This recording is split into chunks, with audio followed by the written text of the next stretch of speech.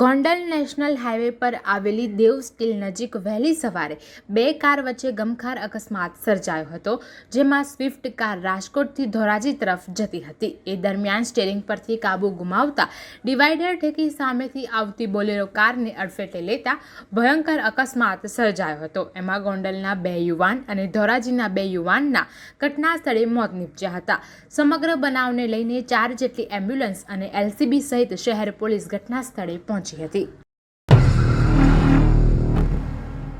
પવિત્ર શ્રાવણ માસના ત્રીજા સોમવારે સ્વયંભૂ રામનાથ મહાદેવની 101મી પાલખી યાત્રા નીકળી હતી, જેમાં મોટી સંખ્યામાં લોકો જોડાયા હતા અને ઠેર ઠેર રસ્તા પર હર હર મહાદેવનો નાદ ગુંજી ઉઠ્યો હતો। જ્યારે અલગ અલગ ચોકમાંથી રામનાથ મહાદેવની પાલખી યાત્રા પસાર થાય ત્યારે પુષ્પોથી સ્વાગત કરવામાં આવ્યું હતું।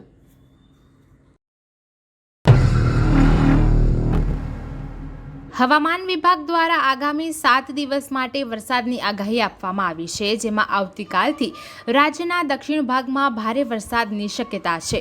હાલમાં મેઘરાજાએ ગુજરાતમાં વિરામ લીધો છે, કારણ કે પવનોની દિશા બદલાઈ છે, જેને કારણે તાપમાનનો પારો સતત વધી રહ્યો છે। આ ઉપરાંત આવનાર સપ્તાહથી ગુજરાતમાં ફરી એક વખત ચોમાસું જામશે તેવી સંભાવના હવામાન વિભાગે વ્યક્ત કરી છે। તેમાં પણ આગામી 5 દિવસ દરમિયાન ગુજરાતના દક્ષિણ ભાગ સિવાય સમગ્ર રાજ્યમાં વરસાદની શક્યતા નહિવત છે।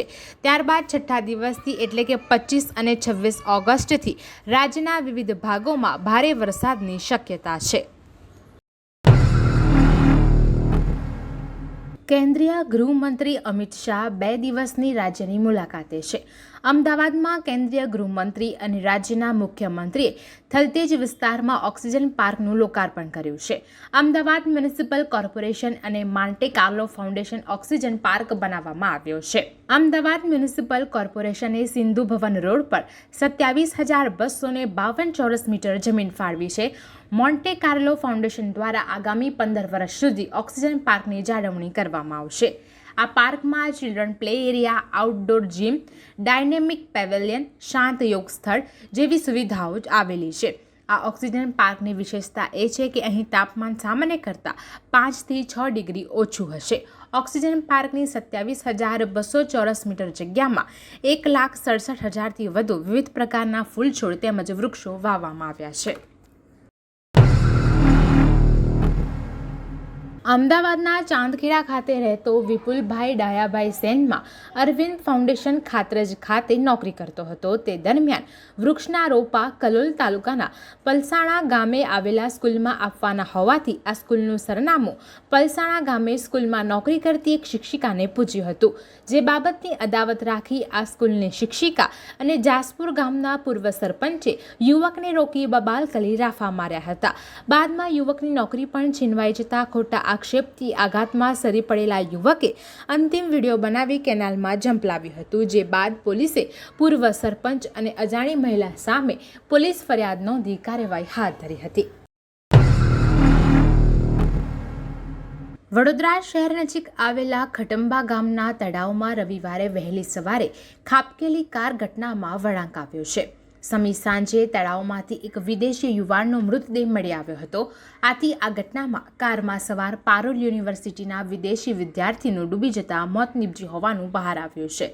અત્રે ઉલ્લેખનીય છે કે કાર તળાવમાંથી બહાર કાઢવામાં આવી હતી ત્યારે તેમાંથી કોઈ મળી આવ્યું ન હતું। દરમિયાન સમી સાંજે તળાવમાંથી એક યુવાનનો મૃતદેહ મળી આવતા આ બનાવે પુનઃ ચકચાર જગાવી મૂકી હતી અને તળાવ કિનારે ખટંબા ગામમાં રહેતા વિદેશીઓ તેમજ ગામ લોકોના ટોળા ઉમટી પડ્યા હતા।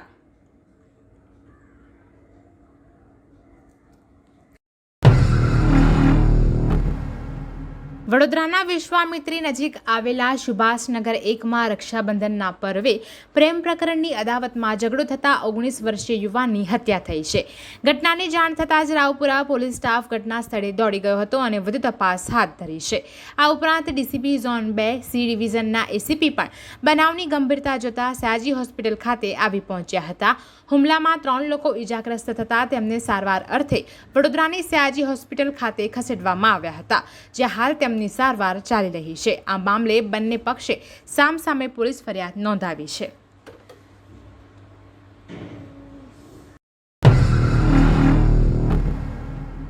વાપીના ગુંજન અંબામાતા મંદિરથી હરિયા હોસ્પિટલ તરફ જતા રોડ ઉપર એક બાઇક ઉપર સગીરે જાહેરમાં સ્ટન્ટ કર્યો હોવાનો વિડીયો વાયરલ થયો હતો. સગીરે જીવના જોખમે સૂતા બાઇક ચલાવી સ્ટન્ટ કર્યો હતો.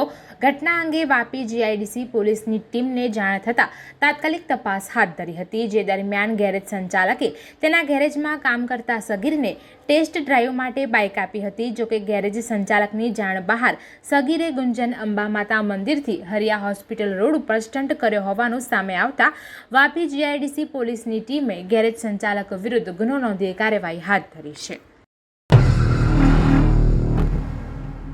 સુરત શહેરના પીપલોદ રોડ પર આવેલા વીઆર મોલને બોમ્બ વડે ઉડાવી દેવાની ધમકીભર્યા ઈમેલ મળ્યા હતા, જેથી મોલના મેનેજમેન્ટ દ્વારા પોલીસને જાણ કરવામાં આવી હતી. રક્ષાબંધનનો તહેવાર અને રજાનો દિવસ હોવાથી મોટી સંખ્યામાં લોકો ખરીદી માટે ઉમટી પડ્યા હતા. ઘટનાની જાણ થતાં જ પોલીસ કાફલો, ક્રાઇમ બ્રાન્ચની ટીમ મોલમાં પહોંચી ગઈ હતી. આ ઉપરાંત ઉચ્ચ અધિકારીઓ પણ ઘટના સ્થળે પહોંચી ગયા હતા. પોલીસે ઘટના સ્થળે પહોંચી મોલમાં હાજર લોકોને બહાર કાઢીને મોલ ખાલી કરાવ્યો હતો, જેથી કોઈ નાસભાગ કે દુર્ઘટના ન સર્જાય. પોલીસે ડોગ સ્ક્વોડ અને બોમ્બ સ્ક્વોડની પણ મદદ લીધી હતી. મોટી સંખ્યામાં પોલીસની ટીમને જોતા લોકોમાં ભયનો માહોલ જોવા મળ્યો હતો. પોલીસ દ્વારા સમગ્ર મોલની તપાસ કરી હતી, જોકે હજુ સુધી શંકાસ્પદ કંઈ મળી આવ્યું નથી.